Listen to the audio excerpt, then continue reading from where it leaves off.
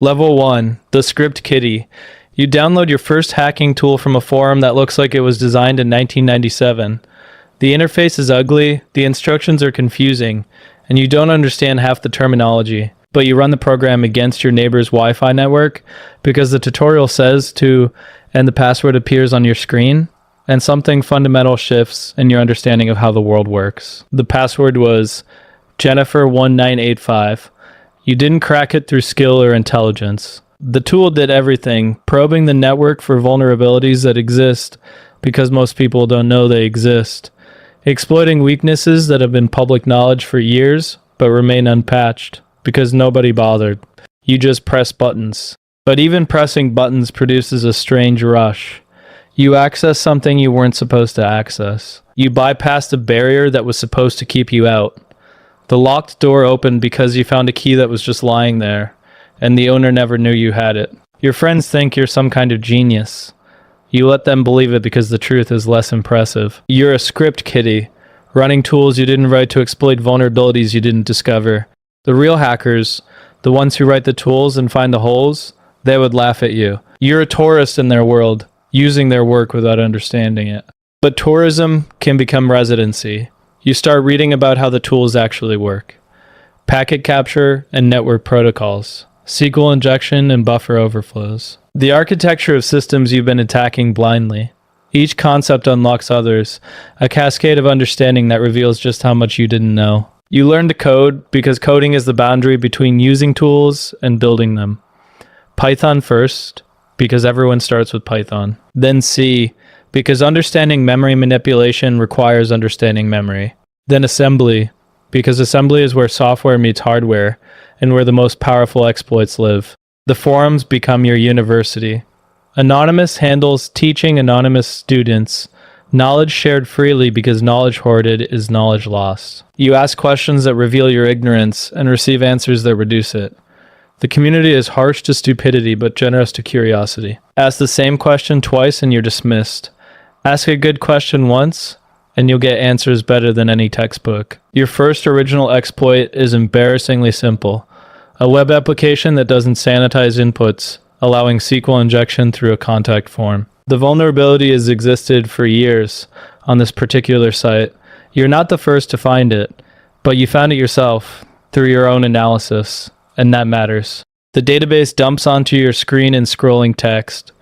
Usernames, email addresses, hash passwords that you immediately recognize as MD5, which means they're essentially unhashed to anyone with a rainbow table. Customer data, payment information, administrative credentials.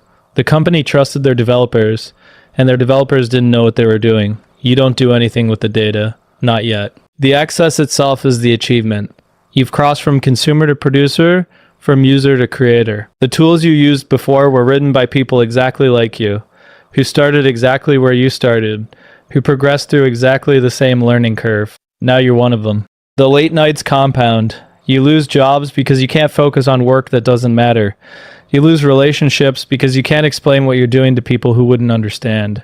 The isolation feels like freedom. The obsession feels like purpose. Level 2, the freelancer. Money enters the equation, not through your own initiative, but through a message from someone who noticed your forum posts. A job offer, vaguely worded. Testing security for a company that may or may not have authorized the testing. The payment would be in cryptocurrency. The work would be pseudonymous. You're not stupid enough to say yes immediately, but you're not honest enough to say no. You research the client, which means researching through the tools you've learned, piecing together an identity from digital breadcrumbs. The company is real. The security concerns might be legitimate. The gray area is genuinely gray, rather than obviously illegal. You take the job. The target is a competitor's web infrastructure. You're supposed to find vulnerabilities and document them. Whether the documentation goes to the competitor for remediation or to the client for exploitation is not your concern. You're just a security researcher, technically. The work takes 3 weeks. You find 4 critical vulnerabilities that would allow account takeover, data exfiltration, and service disruption. You document them professionally, as if you were a legitimate penetration tester delivering a corporate report. You receive payment. Nobody is arrested. The money opens doors that passion alone couldn't open. Better equipment, better learning resources, time to focus instead of working jobs you hate.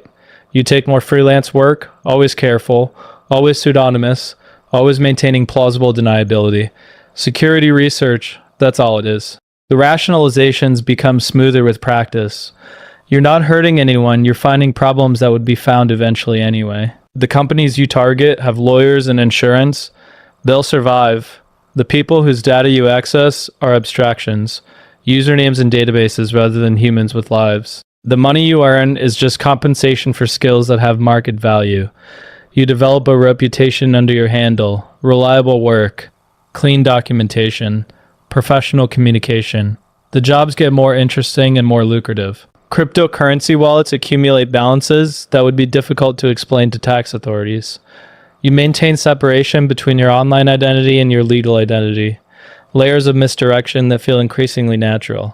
The operational security becomes second nature, VPNs chained through multiple jurisdictions, virtual machines that leave no traces on the host system, communication channels that encrypt everything and delete it automatically. You learn to think about surveillance before doing anything, anticipating how each action might be traced, planning escape routes before you need them. Your lifestyle adjusts to the new reality. No social media presence, no photographs that could enable facial recognition, no patterns that algorithms could detect and correlate. You become a ghost online, and increasingly a ghost offline, existing in the spaces between surveillance systems. Level 3, the specialist. You develop a focus. Every hacker eventually specializes because the field is too vast for generalization. Some choose web applications. Some choose network infrastructure. Some choose hardware reverse engineering chips and extracting firmware. You choose financial systems, banks and payment processors, and cryptocurrency exchanges. The targets with the most money and therefore the most security. Breaking into them requires understanding not just technology but regulation, not just code but compliance. The security teams are better funded and better trained than anything you faced as a script kiddie. Your first major financial intrusion takes 8 months of preparation. A mid-sized bank with online presence, not big enough to have world-class security, but big enough to have real money. You don't attack directly. You attack a third-party vendor that provides customer service software, compromising their network and then using that access to reach the bank's systems. The lateral movement through the bank's internal network is the closest thing you've experienced to a video game. Each system captured opens new possibilities. Each privilege escalated reveals new targets.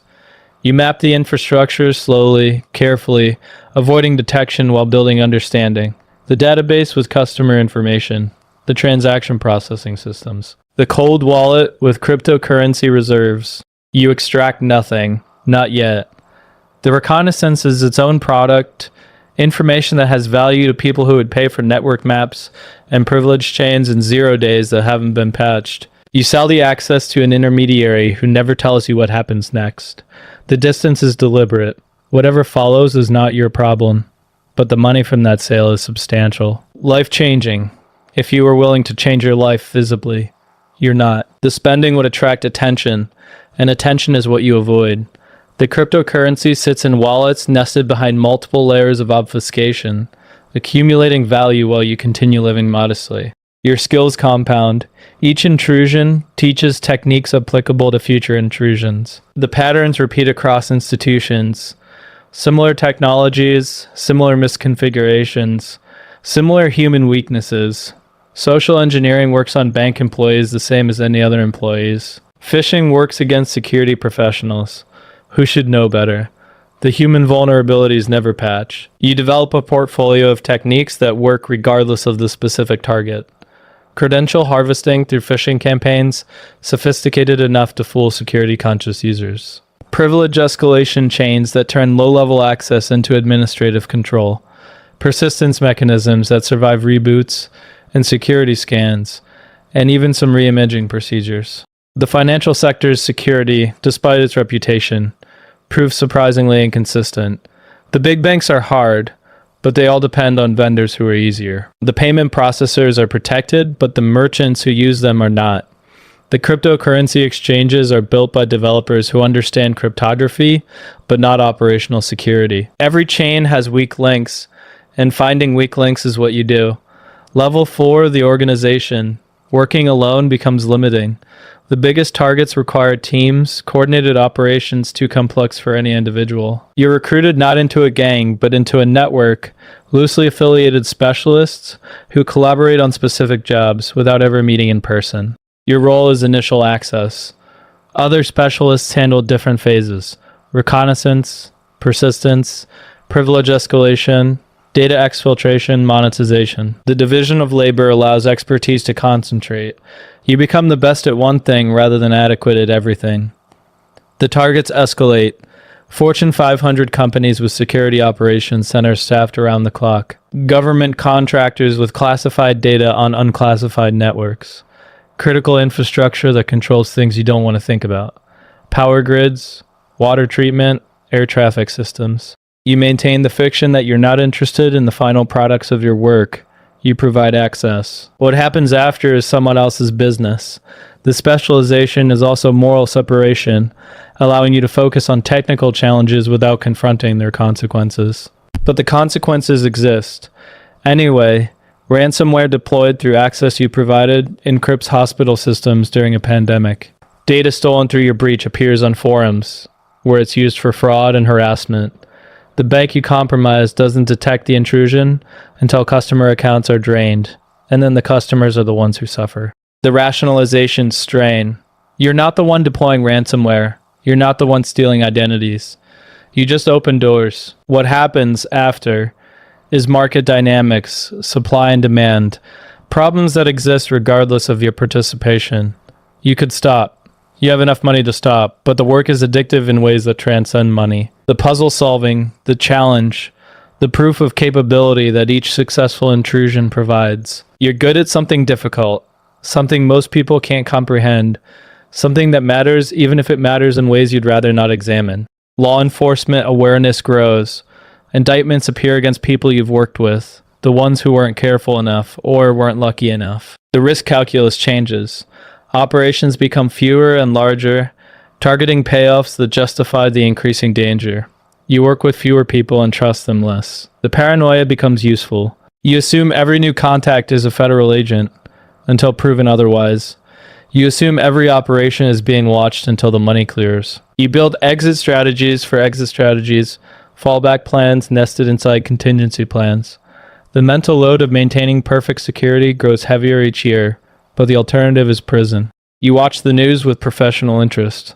Arrests that reveal how others got caught. Trials that expose techniques you could learn from. Sentences that remind you what happens to people who make mistakes you've been careful to avoid. The consequences are real for others. You remain convinced they won't be real for you. Level 5. The Ghost.